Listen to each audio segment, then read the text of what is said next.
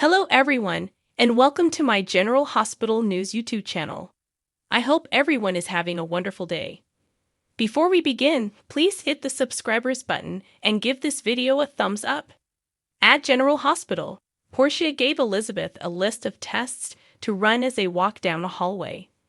Meanwhile, Aiden arrived with a large vessel of cupcakes, which he dropped off at the nurse's station for his mama. As he stood staying for an elevator, Elizabeth rounded the corner.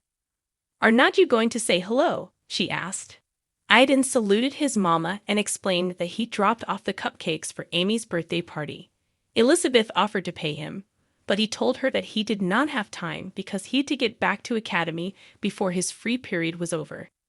Elizabeth asked for a clinch, but she grew concerned when she pulled down and noticed a patch of makeup on his pack. Aiden criticized it on being clumsy in his art class, but she recalled that he would arrived home from academy with makeup in his hair the former week. Aiden reminded her that there was a lot of makeup in art class. After Aiden left, Elizabeth walked over to the nurse's station. Portia had heard about Aiden's cupcakes, so she asked her friend to save her one. Elizabeth agreed, but Portia noticed that Elizabeth appeared worried. Elizabeth told Portia about the makeup in Aiden's hair and on his pack, and she mentioned that he had been a victim of bullying many times before. Elizabeth admitted that she was concerned, but she was trying to navigate effects precisely because she did not want to hang.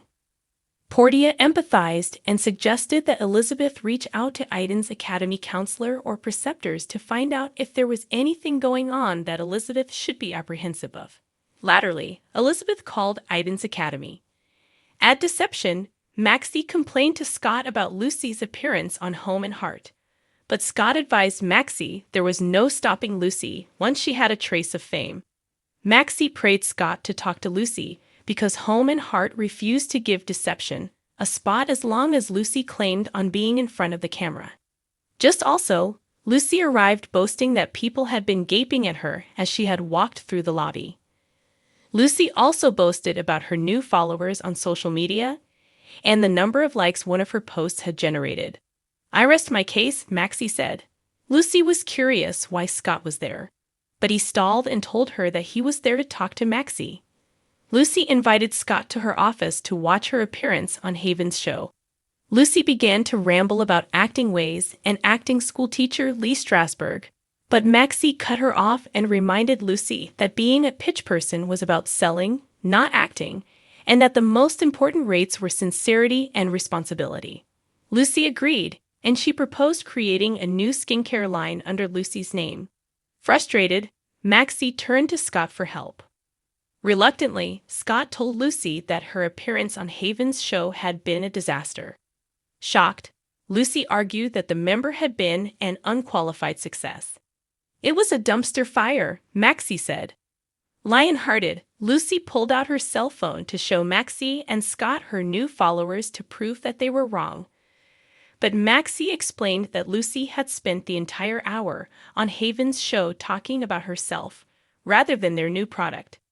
Maxie explained that Lucy's new following had not restated to deals, but Lucy claimed that the figures did not lie and deals were over.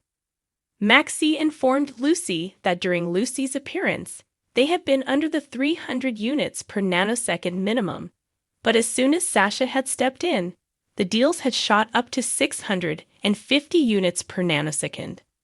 Lucy claimed that her suckers had waited to buy product until Lucy's member had concluded, but Maxie argued that it did not make sense. Lucy was offended that Maxie had given Sasha credit for her deals, so she turned to Scott for support.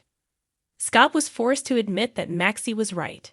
Maxie promised that she was not minimizing Lucy's donation to the company or her commitment. Still, Deception was a group trouble, and they demanded to vend product in order for the company to succeed.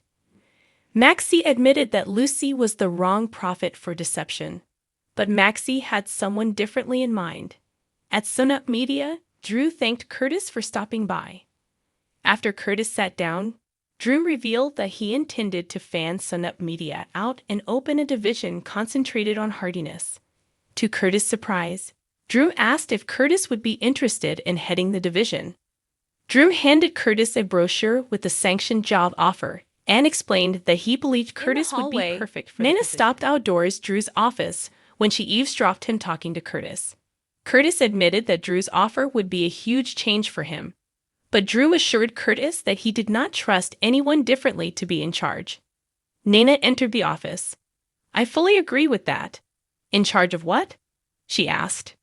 Drew told her that he and Curtis had been agitating a design, but he did not unfold. Nina was agitated about the prospect of Curtis joining the platoon, but she offered her friend many tips on getting the stylish offer out of Drew. "However, make sure you count your fritters laterally," Nina said. "If you shake on anything."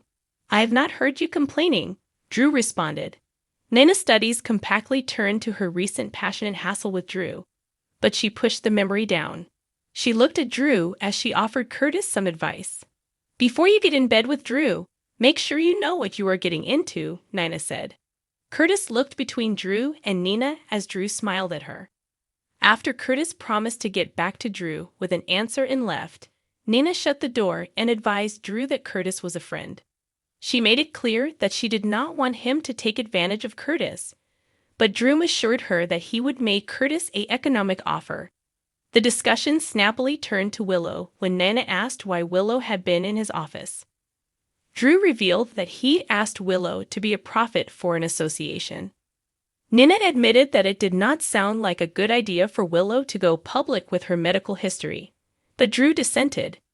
Nina questioned how important plutocrat Drew would make on the bid, but he explained that he wouldn't make anything because it was a non-profit association that set up patron matches for people demanding bone gist and stem cells. He assured Nina that he'd left the decision fully up to Willow. Satisfied, Nina shifted gears and told him that she had tallied her meeting with Congressman McConkey for laterally that autumn. Drew informed her that he'd be accompanying her, but Nina did not expostulate. Surprised, Drew wondered why she was being so accommodating. Nina refocused out that Drew had been given access to the Solon, and in exchange, she would been given access to Willow. "I see. Quid pro quo," Drew said. Nina suggested that it made further sense than for them to continue trying to sabotage each other. But he reminded her that cooperation needed trust. Nina told him that she trusted Drew to see how the arrangement would profit him. Just also, his phone chimed. It was Curtis. In Metro Court's eatery, Curtis saluted Portia. She was curious why he claimed on seeing her write down, so he filled her in about Drew's job offer. Portia was happy for Curtis, but it was clear that she had reservations. She asked him what would be to the Savoy. Curtis assured her that NECA had effects well in hand, and Marshall had been helping out with the crowds and musical acts. Portia reminded Curtis that the Savoy had been his dream, but he made it clear that he'd no intention of walking down from the cafe. Portia advised Curtis that Selena Wu might use the occasion to make a move for the Savoy, but Curtis was confident that Selena wouldn't be an issue. Curtis refocused out that he'd have the inflexibility to keep working at the Savoy and embark on the new adventure with Drew. Portia admitted that she'd miss having Curtis at home and to herself, but he promised that he wouldn't be gone frequently or for too long. He believed in the design and was eager to make commodity lasting that he could be proud of. Portia realized that he would made a decision to take the offer. At TJ and Molly's apartment, Kristina thanked her family and TJ for the breakfast assignation. As they all sat down at the table to eat, TJ mentioned that he would heard about Kristina's argument with Jocelyn. Molly tactfully reminded TJ that Kristina had just demanded to vent, so Kristina assured him that everything had been resolved because Jocelyn had apologized. Refusing to let it drop, TJ asked what the argument had been about.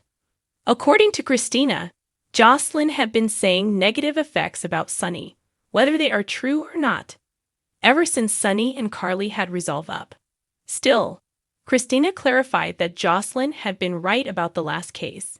Molly felt bad for her family and gently reminded her that parents were mortal and occasionally let them down. T was less sympathetic as he advised Kristina to keep her distance from Sunny during the gestation. Thanks for watching. If you like this video, so please don't forget to subscribe my channel and don't miss any update.